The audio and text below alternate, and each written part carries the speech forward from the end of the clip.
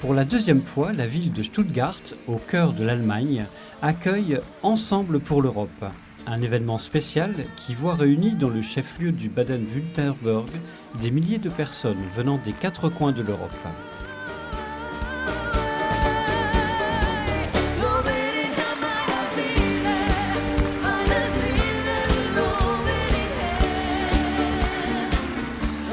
Ils ont comme point commun de faire partie de l'un des nombreux mouvements ou communautés nés durant ces dernières décennies au sein des églises chrétiennes et d'avoir à cœur les destinées de l'Europe.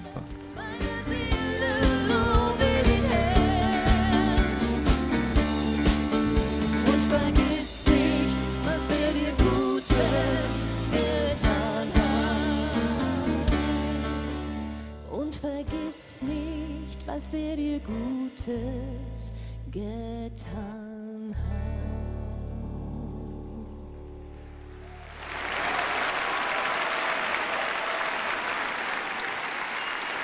There are more than 240 different communities. Plus de 240 mouvements, communautés et groupes sont présents ici aujourd'hui. Les traditions et les cultures qu'ils représentent sont extrêmement différentes et extrêmement belles. Se trouver réunis dans une telle diversité montre que ce qui nous unit est plus fort que ce qui nous divise. La force qui nous unit est Dieu, par Jésus-Christ. Ensemble, nous nous sentons responsables de notre société, ensemble pour l'Europe. En cette période de paralysie, de ténèbres, où se répand en Europe une vraie culture de mort, nous désirons apporter la lumière de l'Évangile dans les différents domaines de la société et rappeler l'Europe à la vie.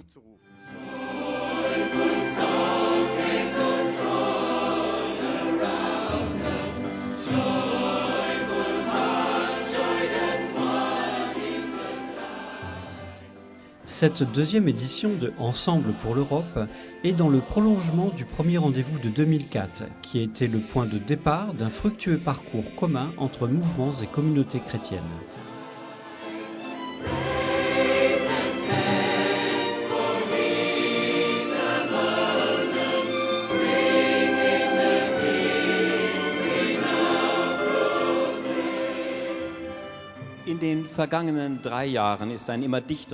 Au cours des 3 dernières années, nous avons tissé en Europe des liens de plus en plus étroits entre mouvements. Une réelle amitié est née et cela a transformé le climat ambiant de défiance et d'incrédulité. Beaucoup voient dans la vitalité des communautés chrétiennes la marque des idéaux de liberté et d'égalité qui ont caractérisé les révolutions pacifiques survenues en Europe de l'Est dans les années 89-90.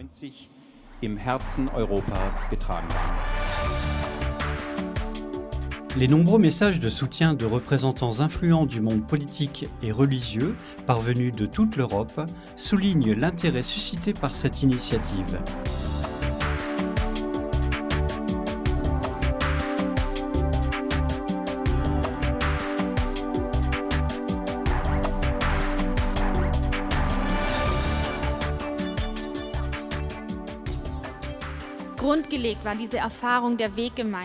Dès le début, notre expérience de communion s'est basée sur le pacte d'amour réciproque. Cela signifie ne pas rester enfermés sur nous-mêmes, mais faire place à Jésus présent au milieu de nous, nous ouvrir à lui. Ce oui à Jésus, ce oui à la communion entre nous, nous a rendus capables de dire notre oui à l'Europe.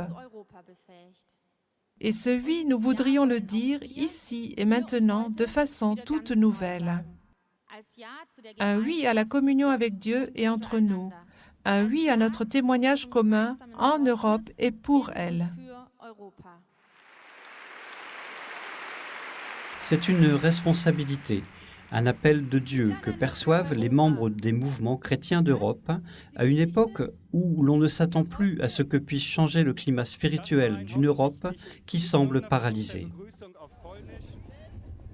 Le congrès préparatoire à la grande journée de la Schiller Hall l'a clairement souligné. Un congrès qui a réuni à Stuttgart 3000 responsables et animateurs de mouvements et communautés des différentes églises venant de 20 pays européens. Les 10 et 11 mai ont été 2 journées de rencontres, tables rondes, moments de prière, réflexion et de forum. Politique et économie, famille et jeunes, marginalité et écologie, dialogue œcuménique et communication ont été quelques-uns des thèmes de réflexion. Cela n'a pas été seulement une grande manifestation, mais surtout une occasion de regarder l'Europe en tant que chrétien, avec comme emblème la culture de communion. Il en est ressorti une richesse de vie, expression de la diversité des dons de l'esprit. C'est cette vie que les mouvements désirent mettre au service de l'Europe, et c'est précisément l'objectif de la grande manifestation du 12 mai.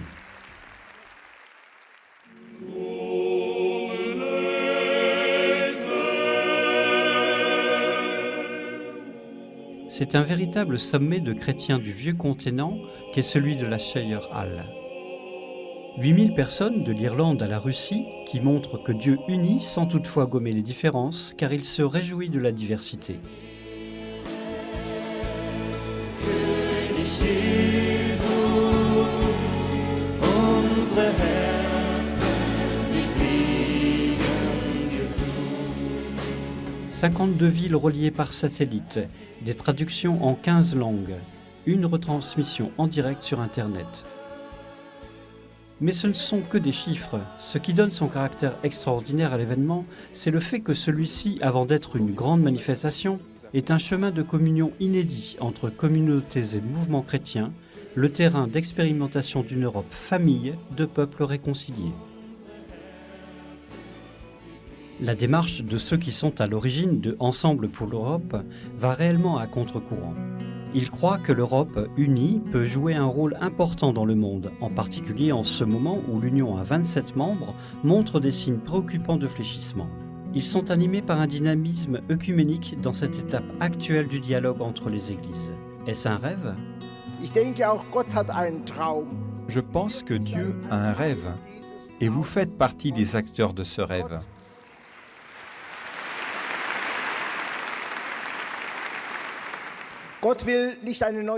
Dieu ne veut pas une Église nouvelle, mais il veut une nouvelle manière d'être Église. Un mot d'ordre pour l'Europe pourrait être « spiritualité de communion ». Aussi, je vous invite à penser l'Europe d'abord comme un espace où le message du Christ nous appelle à la réconciliation et à la paix. Notre attention les uns aux autres par-delà les frontières, notre regard sur notre unité dans la diversité, vos mouvements réunis aujourd'hui à Stuttgart en sont une magnifique manifestation. Je le dis avec une immense gratitude, le contact avec les mouvements qui sont capables de conjuguer foi et vie, témoignage et engagement social, revêt pour moi, ces dernières années, une importance toujours plus grande. J'ai compris que ces mouvements ont un avenir et sont des compagnons de route importants.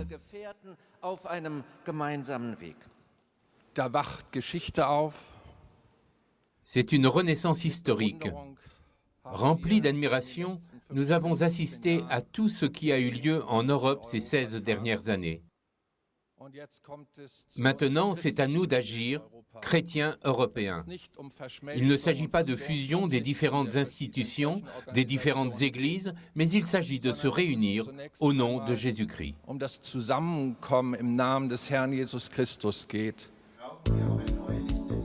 Ceux qui sont à l'origine de Ensemble pour l'Europe sont soutenus par la conviction que l'Évangile ne sert pas seulement aux réalités spirituelles. De là le désir que l'Europe de l'esprit apporte un soutien à l'Europe politique. Ce projet s'est révélé contagieux. En 3 ans, les mouvements et les communautés qui ont épousé cette cause sont passés de 170 à 250. Et l'implication de la politique s'est avérée toujours plus vitale depuis 2004. Se mettre à agir en politique avec un style nouveau, en acceptant l'effort de dialoguer et de confronter ses idées, en mettant en valeur les points de vue différents les appartenances et les rôles différents. L'effort passionnant fait pour nous réunir avec nos différences nous a donné une intelligence nouvelle et nous a fait expérimenter que l'on peut rechercher le bien commun en commençant par nous mettre au service de tous comme nous avons appris à le vivre ici. Une perspective partagée par deux éminents représentants politiques qui sont intervenus, Romano Prodi et Jacques Barrot. L'Europe est née de la réconciliation, du dépassement des conflits nationalistes, éthiques, religieux. L'espace européen, ce doit être le laboratoire de la réconciliation, le lieu d'une nouvelle fraternité, la source d'une force de médiation. Il me semble devoir souligner 4 mots que nous sommes appelés à transmettre à l'Europe. Unité, fraternité, réconciliation et paix. L'unité part de l'unité des chrétiens. Elle n'est pas une fin en elle-même, mais en vue de la fraternité universelle. Et il y a un autre défi que Chiara Lubich nous a lancé en 2004, la fraternité comme catégorie dont il faut tenir compte dans l'agir politique également. Réconciliation, le vrai défi aujourd'hui que les États doivent relever, ce n'est pas de vaincre, mais de réconcilier. Enfin, la paix, il est nécessaire aujourd'hui d'oser la paix, sachant en porter le poids. N'oublions pas ces paroles.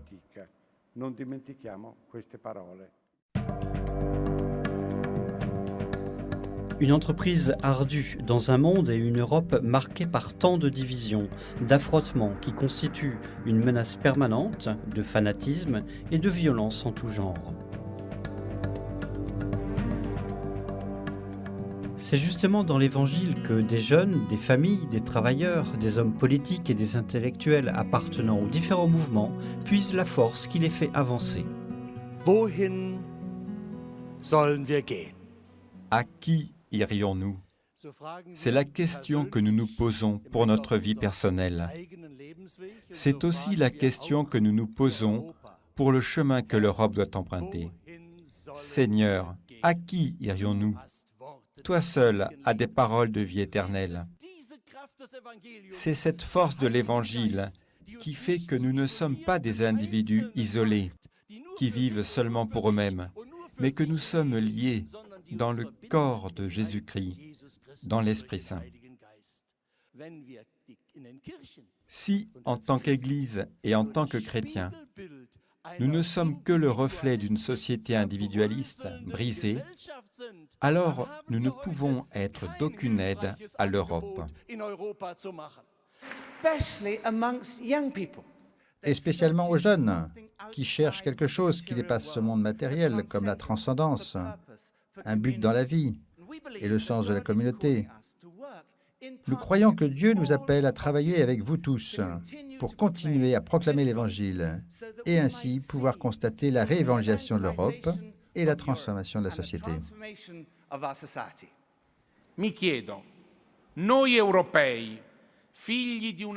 Je me demande, nous, Européens, fils d'une terre où les chrétiens se sont divisés, entre Rome et Constantinople au début du second millénaire, puis au XVIe siècle, où, à 2 reprises au XXe siècle, la guerre entre Européens est devenue une guerre mondiale? Nous, Européens, pouvons-nous renoncer au rêve de l'unité pour laquelle Jésus a prié, qu'il soit un? Non, nous ne le pouvons pas. Plus nos communautés seront des sœurs, plus les peuples européens seront des frères. C'est ce que notre grand ami Helmut Niklas a toujours soutenu avec passion et générosité.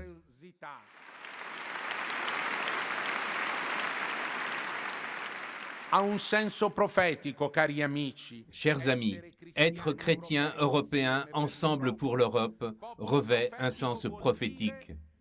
Peuple prophétique, cela veut dire être capable de faire jaillir un sentiment commun, unitif, qui devienne un courant vital entre nos concitoyens, chrétiens ou non chrétiens, croyants ou non croyants. Alors, après Stuttgart, Ne nous revient-il pas d'ajouter aux tâches et aux services de nos mouvements cette prophétie européenne décisive? Ne devons-nous pas nous sentir prophétiquement des chrétiens européens?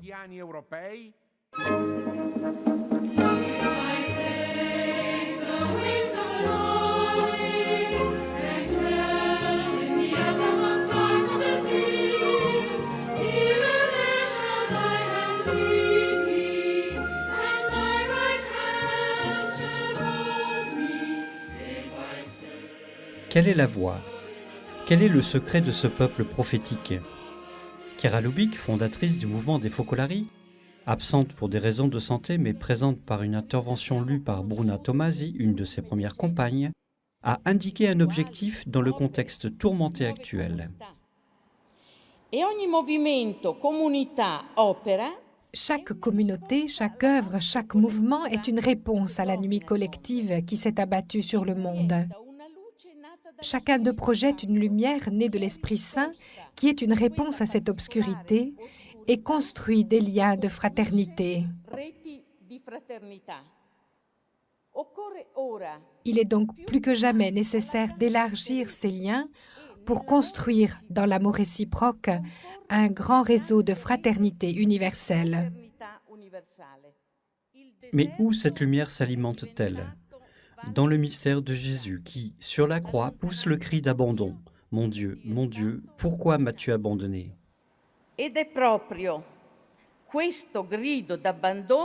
C'est précisément Jésus dans son cri d'abandon que nous voudrions proposer aujourd'hui à tous. Jésus n'a-t-il pas éprouvé, à la 9e heure, des ténèbres si denses qu'elles dépassent infiniment ce que nous pouvons concevoir comme ténèbres? N'est-il pas semblable à Jésus souffrant, l'homme affamé, angoissé, triste, déçu? Les divisions douloureuses entre frères et sœurs, entre églises, entre populations aux idéologies antagonistes, ne sont-elles pas elles aussi à l'image de Jésus crucifié? Les nombreuses plaies de l'humanité ne sont-elles pas à l'image de Jésus qui s'est fait pour ainsi dire péché pour nous, comme le dit l'apôtre Paul?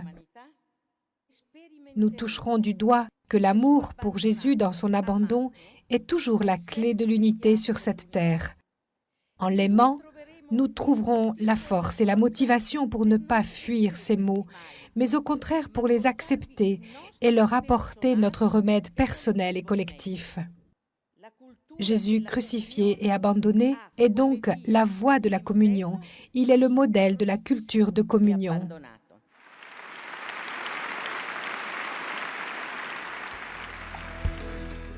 Les perspectives ouvertes par les intervenants au cours de la matinée ont trouvé une confirmation concrète dans l'éventail d'histoires personnelles et d'initiatives proposées l'après-midi. Témoignages tirés de la vie qu'offre chacun des mouvements en réponse aux souffrances et aux problèmes de l'Europe et du monde. 5 grands thèmes ont été abordés: mariage et famille, économie et travail, pauvreté et handicap social, paix et justice, et enfin la ville.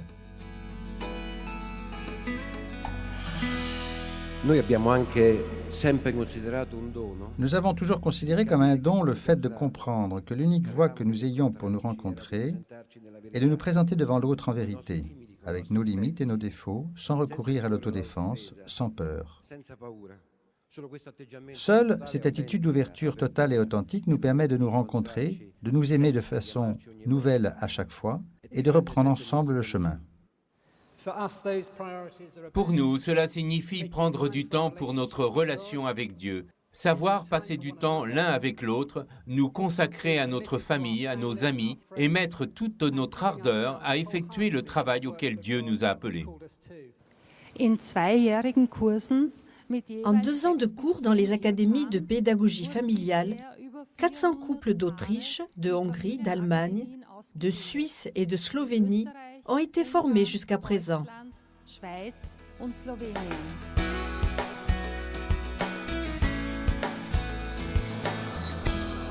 Dans les mouvements, de nombreuses initiatives très vivantes alimentent une économie solidaire. Parmi celles-ci, l'économie de communion à laquelle adhèrent 750 entreprises.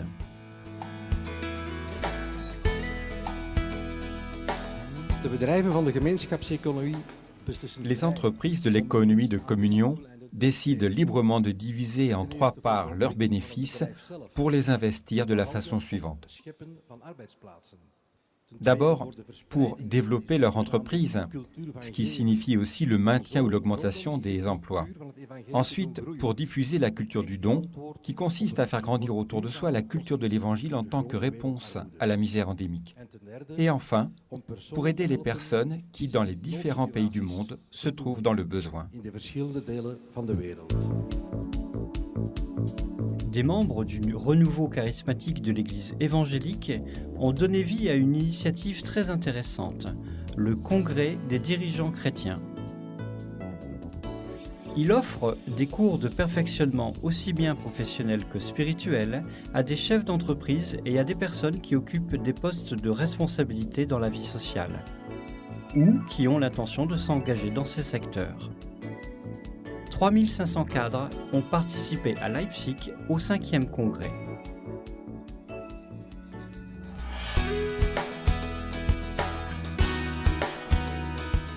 Le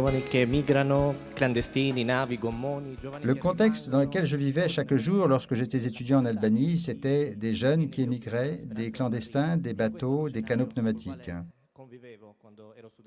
Des jeunes qui restaient sur place avec la pauvreté accrochée à leurs vêtements et dans les yeux une espérance déçue. Il fallait que l'amour se concrétise. Nous sommes parvenus, avec le soutien d'un consortium de coopératives sociales de Pise, à réaliser un projet appelé La Boutique, pour aider les jeunes à trouver un travail et s'insérer dans la société en Albanie. Ce n'a pas été facile du tout. Mais à présent, lorsque je rencontre ces jeunes, autrefois en colère contre le monde, contre la société, et qui ont aujourd'hui entrepris une activité, qui construisent leur avenir, au contraire tranquille et serein, je remercie Dieu de m'avoir donné la possibilité de relever ce défi, ce pari pour lequel nous nous sommes vraiment passionnés.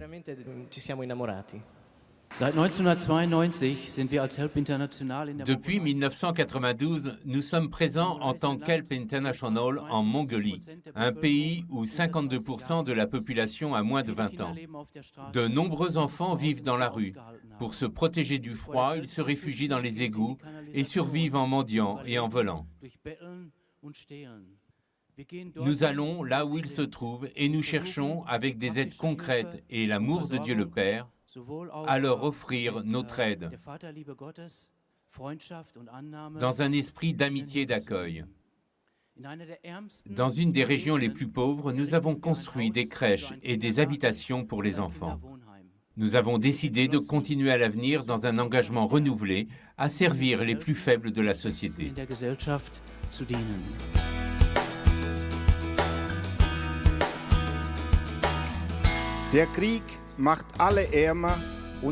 La guerre rend plus pauvres tous les hommes, mais en particulier ceux qui sont déjà pauvres. La guerre est aussi absence de toute forme de justice, et elle précipite des populations entières dans un abîme dont il est très difficile de sortir. Is peace just a dream? No. La paix est-elle seulement un rêve? Non, c'est une réalité de résurrection que nous avons déjà commencé à vivre. Nous avons commencé par nous-mêmes et par les plus pauvres. Nous avons créé dans les bidonvilles de nombreuses écoles de la paix avec des enfants fils d'immigrés. Nous leur apprenons à lire, à écrire et à grandir à l'école de la paix et non de la violence. En Afrique, de nombreux enfants, trop nombreux, sont utilisés pour faire les guerres. Nous avons ouvert des cantines pour les soustraire à la faim, mais aussi au danger d'une telle vie. Nous sommes parvenus à faire revenir un bon nombre d'entre eux dans leurs familles. Et à présent, nous avons lancé une campagne pour leur enregistrement à l'état civil, pour les faire naître à nouveau, pour les faire exister. To let them exist.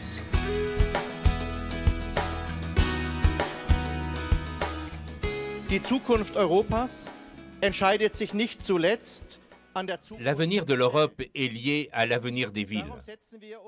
C'est là que nous employons nos énergies. Nous désirons des villes habitables où l'on se trouve chez soi.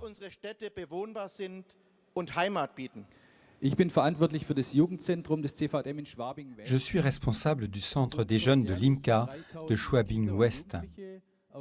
3000 enfants et jeunes y viennent chaque année. 50 volontaires proposent tout au long de l'année une large gamme d'activités, depuis celles qui sont adaptées aux jeunes, en passant par des jeux itinérants dans des secteurs à peine terminés, jusqu'à la construction d'un réseau de contacts. Une initiative intéressante des Juniors pour un monde uni du mouvement des Focolari s'adresse en particulier au monde des plus jeunes. Ils l'ont baptisé « Donnons de la couleur à notre ville », tout un programme. Donner de la couleur à notre ville peut vouloir dire nettoyer un parc ou inviter d'autres jeunes à faire du sport. À l'école, nous cherchons à répandre dans nos classes l'esprit de la règle d'or. Fais aux autres ce que tu voudrais que l'on fasse pour toi. Nous entreprenons aussi des actions plus vastes. Par exemple, un projet pour les écoles, le projet Schoolmates. Il poursuit 3 objectifs. Vivre la règle d'or, établir des échanges entre des écoles du nord et du sud du monde, et s'engager à soutenir des bourses d'études afin que des jeunes en difficulté économique puissent étudier. Depuis 2005, nous avons lancé Run for Unity, une course pour la paix entre les peuples. On court pendant 1 heure et on passe ensuite un témoin virtuel à des juniors du fuseau horaire suivant, jusqu'à faire quasiment le tour du monde.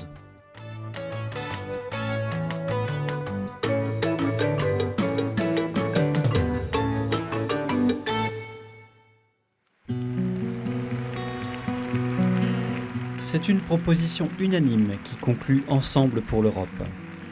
Les représentants de toutes les communautés et mouvements chrétiens présents montent sur scène pour témoigner encore du lien profond de communion qui les a amenés jusque-là à prendre ensemble un engagement pour l'avenir, exprimé par une déclaration finale, presque un message adressé à l'Europe et pour l'Europe. Nous sommes en route sur les pas des fondateurs de l'Europe et de tous les hommes à travers l'histoire qui ont refusé la fatalité des conflits et se sont engagés pour faire tomber les barrières des divisions. Le véritable enjeu d'aujourd'hui, c'est demain. Saurons-nous transformer cet élan de fraternité en une réalité qui influe sur l'avenir de l'Europe?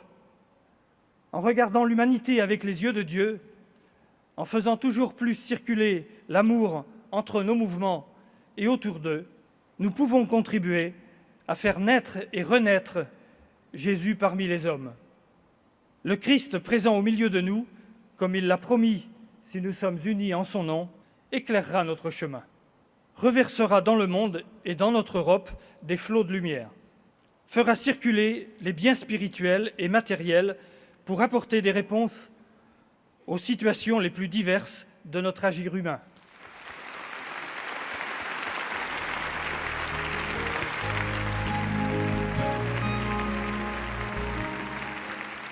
Lu par des jeunes de plusieurs pays, de différents mouvements et communautés et de diverses confessions, la déclaration finale de Stuttgart 2007 est une proposition marquée par une série de oui.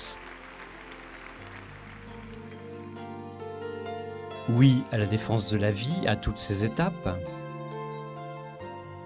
Oui à la famille liée par un pacte d'amour indissoluble entre un homme et une femme. Oui à la création avec la défense de l'environnement. Oui à une économie juste. Oui à la solidarité avec les plus pauvres et les plus marginaux et au développement des pays défavorisés, en particulier l'Afrique. Oui à la paix par la médiation dans les conflits. Oui à des villes qui soient des lieux de solidarité et d'accueil ouvertes aux diverses cultures.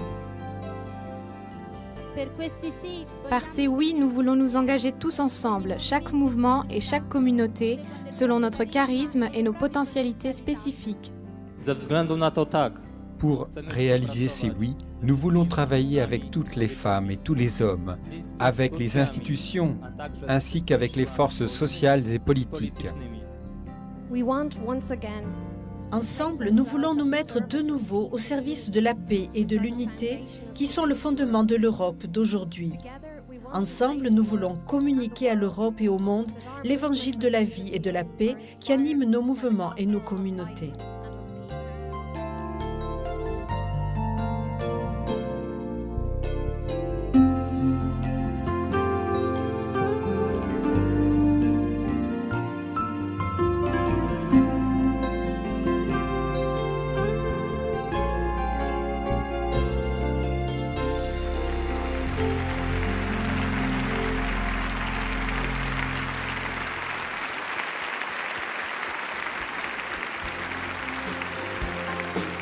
We're together, one family, from different nations, one history, from different churches, but one in Christ.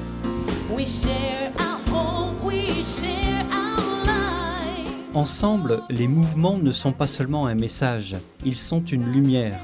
Ils sont un chemin qui s'ouvre et qui donne la certitude que la fraternité, la communion, la spiritualité sont des réalités déjà vécues et par là même, ils peuvent être un signe crédible pour l'Europe.